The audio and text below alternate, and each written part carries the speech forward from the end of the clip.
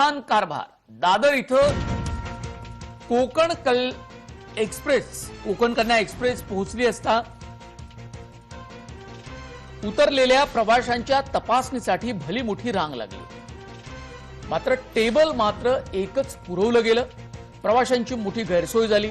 Dadar railway स्थानकावर त्यामुळे गर्दी झाली. कोकण कन्या एक्सप्रेस मधून उतरलेल्या प्रवाशांची गर्दी.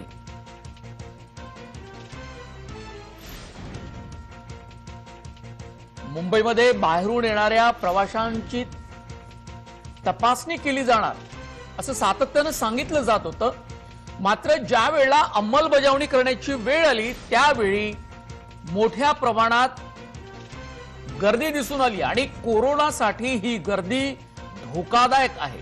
त्यामुळे येणाऱ्या प्रवाशांसाठी जास्तीची चाचणी करणारी टेबल पुरवणं आवश्यक होती. त्यामुळे महानगरपालिका आणि रेल्वेचा हा गलथान कारभार आहे.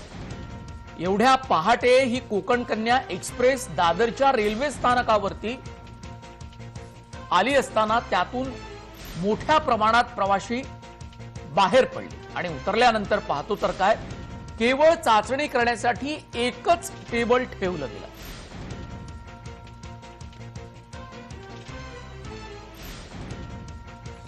शनिवारी पंतप्रधान नरेंद्र मोदी पुण्यामध्ये आहेत. सिरम इन्स्टिट्यूटला भेट देण्यासाठी पंतप्रधान मोदी शनिवारी पुण्यात आहेत. कोरोना प्रतिबंधात्मक लशीची प्रगती पाहण्यासाठी मोदींचा हा दौरा आहे. मोदींचा हा दौरा झाल्यानंतर 100 देशांचे राजदूत सुद्धा सिरम इन्स्टिट्यूटला भेट देण्याची शक्यता आहे. मोदी दौऱ्यावर असताना मराठा आंदोलक आक्रमक होणार आहे. मराठा आंदोलक आरक्षणासाठी मोदींचा दौरा रोखण्याच्या तयारीत आहे.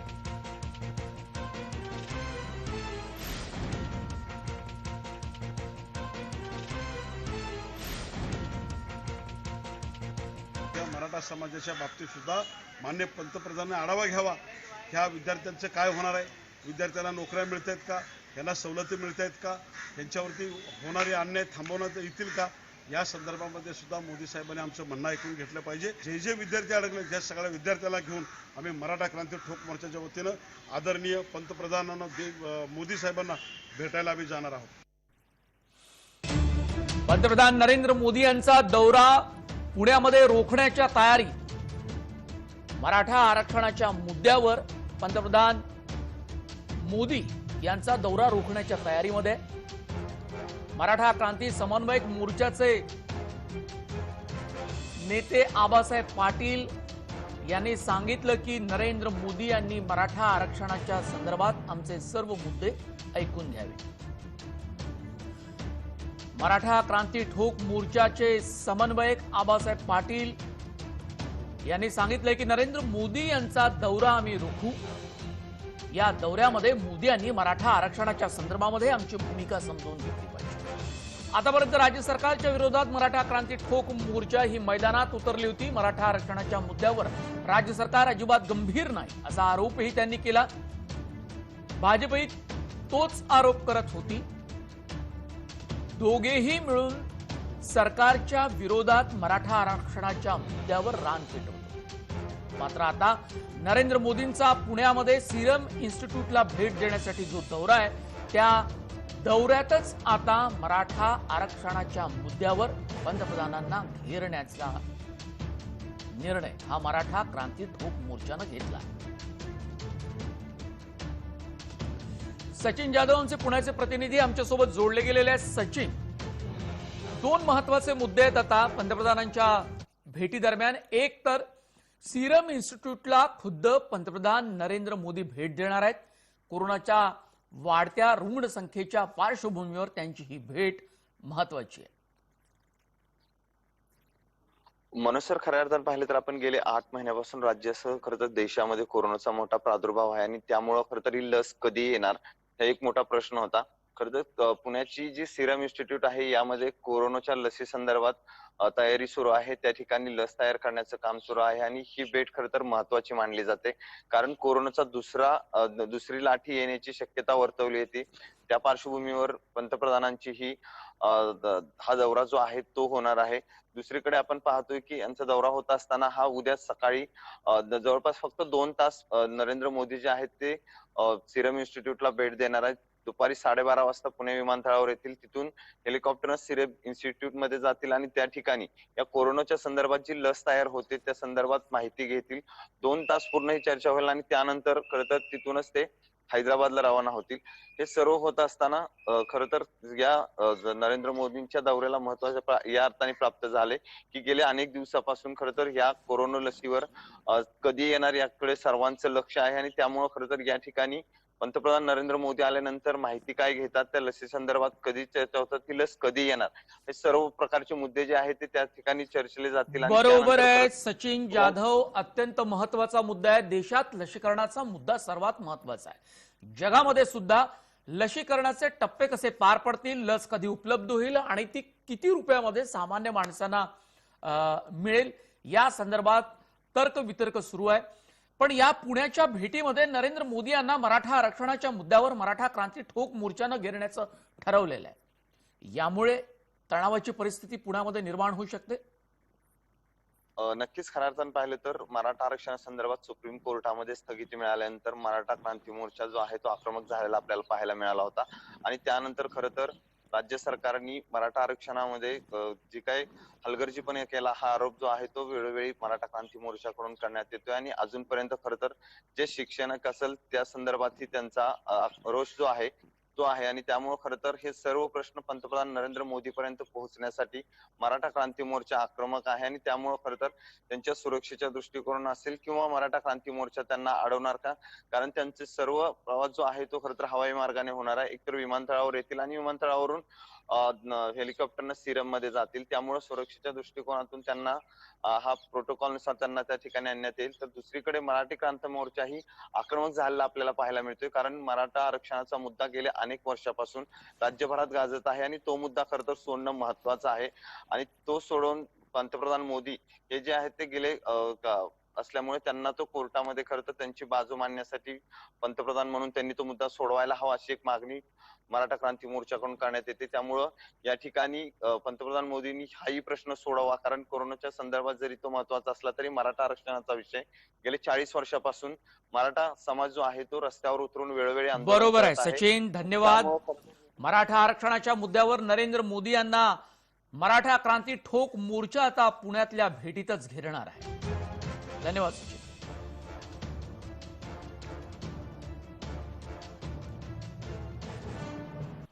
राज्यामधली कोरोना रुग्णांची संख्या दर दिवशी वाढतेच आहे. गेल्या 24 तासातला गुरुवारचा हा आकडा आहे. 6,406 नवीन रुग्णांची भर त्यात पडली आहे. तर 4,815 रुग्ण बरे झाले, त्यांना घरी पाठवण्यात आलं. राज्यात आतापर्यंत 16,68,000पेक्षा जास्त रुग्ण बरे झाले. राज्यात सध्या 85,963 रुग्णांवर उपचार सुरू आहे. राज्यातील रुग्ण बरे होण्याचं प्रमाण आता 92.57% इतकं आहे. लोकांना काळजी घ्यायची आहे, मास्कचा वापर करायचा आहे, सॅनिटायझरचा वापर करायचा आहे, हात साबणाने धुवायचे आहेत. इतक्या या 3 गोष्टी आपल्या हातात आहे, कारण दिवाळीनंतर कोरोनाची रोजची आकडेवारी रुग्णांची ही वाढतेच आहे. दिल्लीमध्ये कोरोनानं थैमान घातल्या. या पार्श्वभूमीवर महाराष्ट्रामध्ये अनेक कठोर उपाययोजना पुन्हा एकदा राज्य सरकार करते.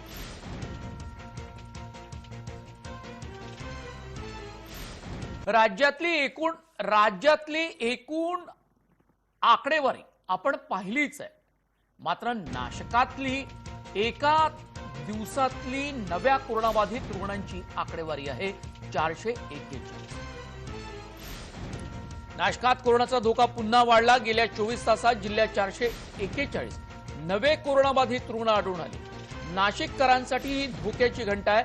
नाशिक शहरामध्ये 280 तर ग्रामीण मध्ये 141 इतकी संख्या झालेली आहे.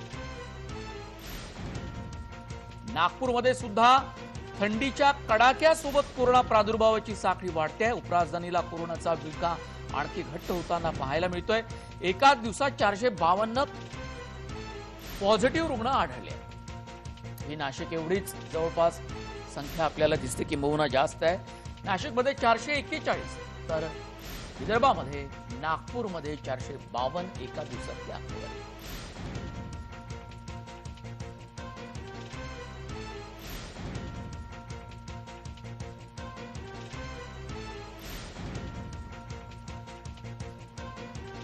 महाराष्ट्रामध्ये 6000च्या वर एका दिवसातली नव्या कोरोनाबाधित रुग्णांची संख्या आहे।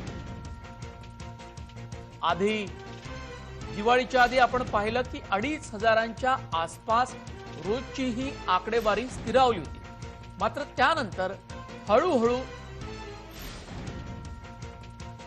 ही आकडेवारी गेल्या आठवड्याभरामध्ये वाढली आणि आता ती 6000च्या वर गेली। हाच आकडा दिवाळीच्या अगदी 10 दिवस अगोदर हा आकडा आपल्याला पाहायला मिळाला होता आणि त्यामुळे पुन्हा एकदा महाराष्ट्राच्या चिंतेत भर पाडली। जे निरीक्षण तज्ञांनी नोंदवलंय त्यावरून असं स्पष्ट दिसतं की लोक अजूनही मास्कचा वापर करत नाहीत। मास्कचा वापर गर्दीच्या ठिकाणी न केल्यामुळे आणि लग्न समारंभ मोठ्या प्रमाणात झाल्यामुळे आणि त्यातल्या लोकांच्या उपस्थितीची मर्यादा वाढवल्यामुळे राज्यात कोरोना वाढतो। अनलॉक 5च्या दिशेने राज्य जात असताना आणि अर्थव्यवस्था पुढे जात असताना लोकांच्या बेजबाबदार वागण्यामुळे सुद्धा कोरोना महाराष्ट्रामध्ये वाढतोय। किरण कोटूर आमचे नाशिकचे प्रतिनिधी आमच्या सोबत आहे। नेमका 441 रुग्णांचा आकडा वाढण्याची काय कारण आहेत, काय वाटतं आपल्याला?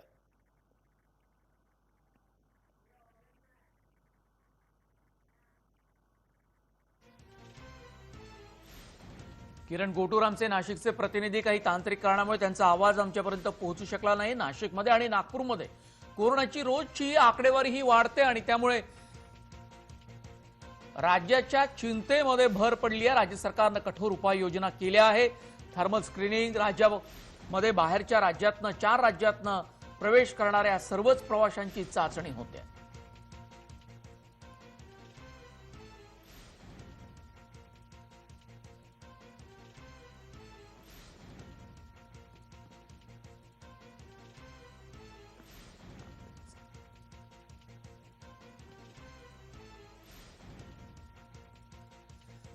नाशिक, पुणे, नागपूर, औरंगाबाद ही महाराष्ट्रातली काही प्रमुख शहर आहेत। या शहरामध्ये दिवाळीच्या अगोदर सुद्धा कोरोनानं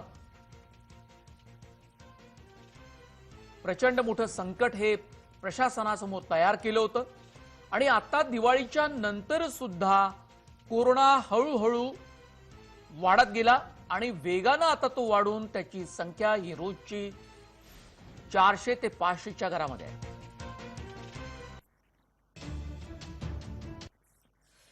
गुजरातमध्ये कोविड सेंटरमध्ये आग लागली। गुजरातच्या राजकोट या शहरामध्ये रुग्णालयाला भीषण आग। राजकोटमधील शिवानंद कोविड रुग्णालयाला आग लागली। शॉर्ट सर्किटमुळे आग लागल्याचा प्राथमिक अंदाज आहे। आगीत 6 जणांचा होरपळून मृत्यू झाला। अत्यंत दुर्दैवी घटना, शॉर्ट सर्किटमुळे आग लागल्याचा अंदाज। गुजरात मधल्या राजकोट मधल्या शिवानंद कोविड रुग्णालयाला आग लागली। कोविड सेंटरच हे आगीच्या भक्ष्यस्थानी। शॉर्ट सर्किटमुळे आग लागल्याचा प्राथमिक अंदाज। आगीत 6 जणांचा होरपळून मृत्यू। देशामधली ही पहिली घटना असावी। कोविड सेंटरला आग लागण्याची देशातली या कोरोना काळातली पहिली घटना। आगीत 6 जणांचा होरपळून मृत्यू झाला। शॉर्ट सर्किटमुळे ही आग लागल्याचं बोललं जात आहे। या आगीचं नेमकं कारण कळू शकलं नाही, तरीही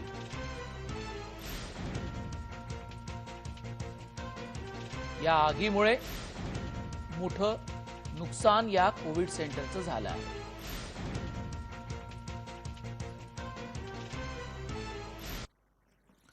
भारतीय आयटी क्षेत्राचे पितामह फकीरचंद कोहली यांचं निधन झालंय. फकीरचंद कोहली यांचं वयाच्या 96व्या वर्षी वृद्धापकाळानं निधन झालं.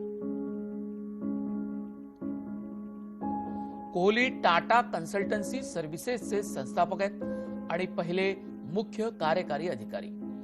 देशाच्या आयटी क्षेत्रामध्ये फकीरचंद कोहली यांचं मोठं योगदान आहे. आयटी क्षेत्रामध्ये त्यांच्या जाण्यानं हळहळ व्यक्त केली जात आहे.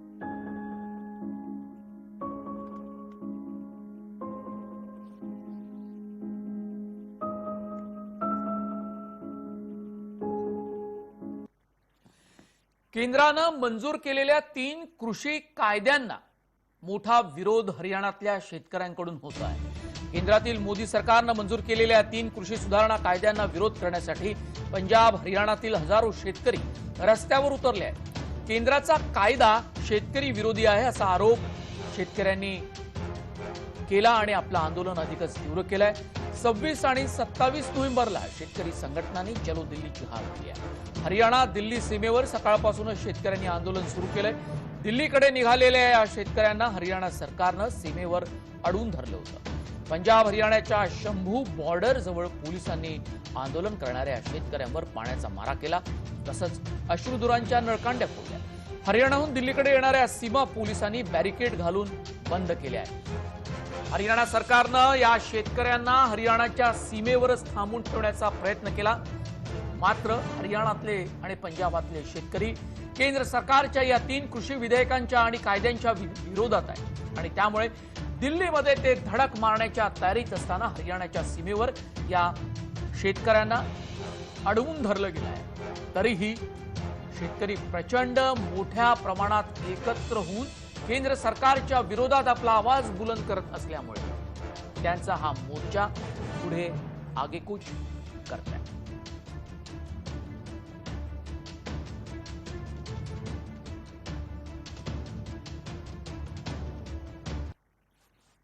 डिसेंबर या महापरिनिर्वाण दिनाच्या निमित्तानं कुठेही गर्दी होऊ नये म्हणून पालिका, पोलीस आणि विविध संघटनांनी आवाहन केलंय. महापरिनिर्वाण दिनानिमित्त अनुयायांनी चैत्यभूमीवर जाऊ नये. पालिका, पोलीस, विविध संघटनांचं आवाहन. कोरोनाच्या पार्श्वभूमीवर हे आवाहन केलं गेलं. 6 डिसेंबर रोजी डॉक्टर बाबासाहेब आंबेडकर महापरिनिर्वाण दिन आहे.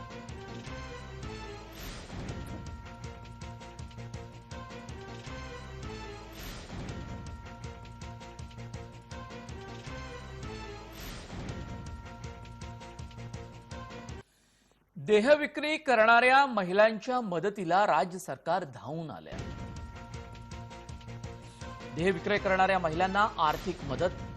महाराष्ट्र सरकारचा हा मोठा आणि दिलासादायक निर्णय. देहविक्रेत्या महिलांना ऑक्टोबर ते डिसेंबर दरम्यान दरमहा 5,000 मिळणार आहे.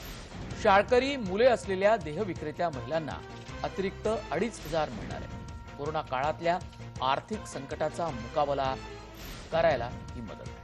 राज्य सरकारचा अत्यंत चांगला निर्णय. कोरोना काळातल्या आर्थिक संकटाचा मुकाबला करायला देह विक्रय करणाऱ्या महिलांना दरमहा 5,000 रुपये देण्याची घोषणा राज्य सरकारनं केली आहे. त्यांना जर मुलं असतील आणि ती शाळेत जात असतील तर अतिरिक्त 2,500 रुपये सुद्धा राज्य सरकारतर्फे दिले जाईल.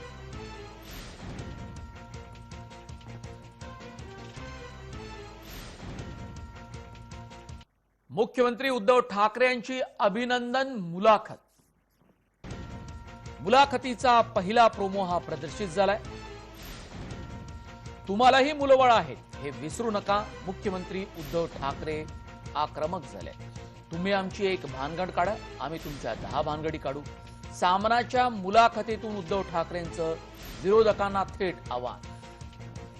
महाराष्ट्राचे मुख्यमंत्री आणि शिवसेना पक्षप्रमुख उद्धव ठाकरे यांनी विरोधकांना थेट आव्हान दिलं. तुम्ही आमची एक भानगड काढा, आम्ही तुमच्या 10 भानगडी काढू. सामनाच्या मुलाखतीतून उद्धव ठाकरेंचं विरोधकांना थेट आव्हान. ही मुलाखत खासदार संजय राऊत यांनी घेतली आहे. उद्धव ठाकरे यांची ही अभिनंदन मुलाखत आहे. मुलाखतीचा पहिला प्रोमो देखील प्रदर्शित झाला.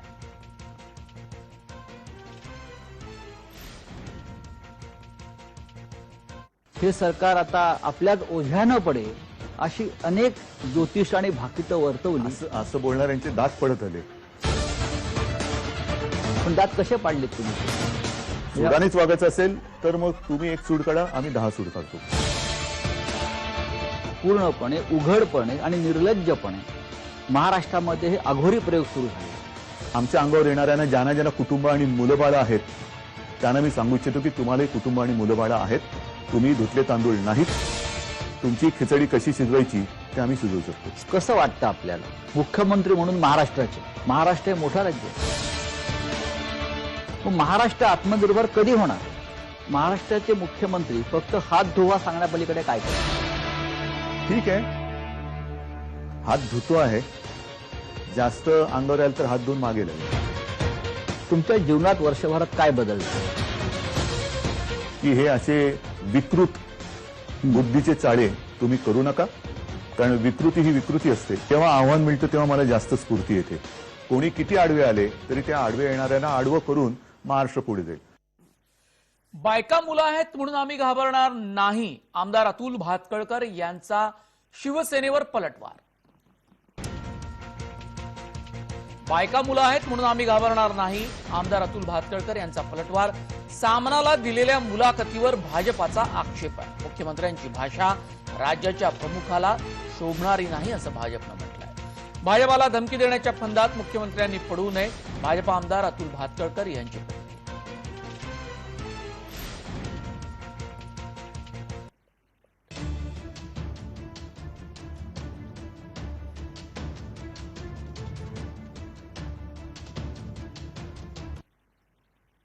मंत्रीच दात पाडणे, सुडाचं राजकारण करणे, धमक्या देण्याची भाषा करतात. हे महाराष्ट्राच्या सुसंस्कृत परंपरेच्या विरोधातलं आहे. आणि मुख्यमंत्री हे मुख्यमंत्री आहेत का एखाद्या गल्लीतल्या पक्षाचे प्रमुख म्हणून ते बोलतायत असा प्रश्न पडावा. अशा प्रकारची स्थिती आहे. ही बायका मुलं ही आम्हाला पण आहेत, पण म्हणून आम्ही त्यांना घाबरतो आणि त्यांच्या धमक्यानं कोणी घाबरेल अशा भ्रमात त्यांनी राहू नये. राज्याच्या सुव्यवस्थेकडे त्यांनी लक्ष द्यावं. कोरोनाच्या संकटावर मात करण्याचा प्रयत्न करावा. भारतीय जनता पार्टीला धमक्या देण्याच्या फंदात त्यांनी पडू नयेत. भारतीय सैन्य दलातले जळगावमधले एक आणखी जवान शहीद झाले. महाराष्ट्रातील आणखी एक जवान शहीद. जळगावचे यश देशमुख शहीद झाले. श्रीनगर इथं गुरुवारी झालेल्या दहशतवादी हल्ल्यामध्ये यश देशमुख शहीद झाले. जळगाव जिल्ह्यातील चाळीसगाव तालुक्यातील पिंपळगावचे जवान यश दिगंबर देशमुख वयाच्या अवघ्या 21व्या वर्षी शहीद झाले. 1.5 वर्षांपूर्वीच त्यांनी भारतीय सैन्यामध्ये प्रवेश घेतला होता. त्यांच्या जाण्यानं परिसरात सर्वत्र शोककळा आहे. मागील 15 दिवसात महाराष्ट्रातील 4 जवानांना वीरमरण आलं.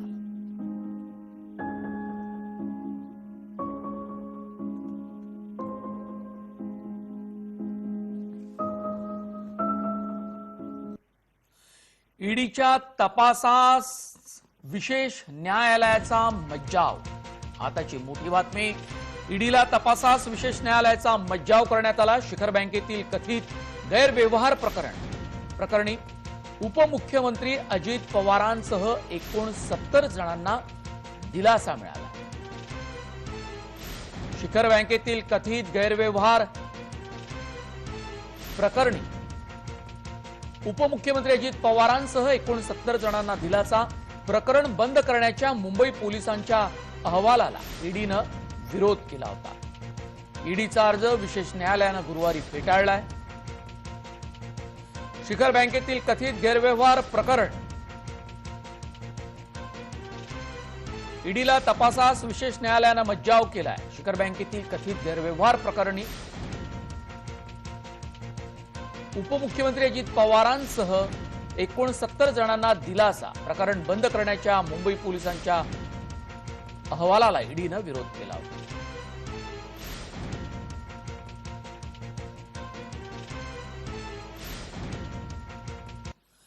मॉर्निंग महाराष्ट्रामध्ये वेळ झाली इथेच थांबण्याची. आपण ताज्या बातम्यांसाठी पाहत राहा फक्त जय महाराष्ट्र.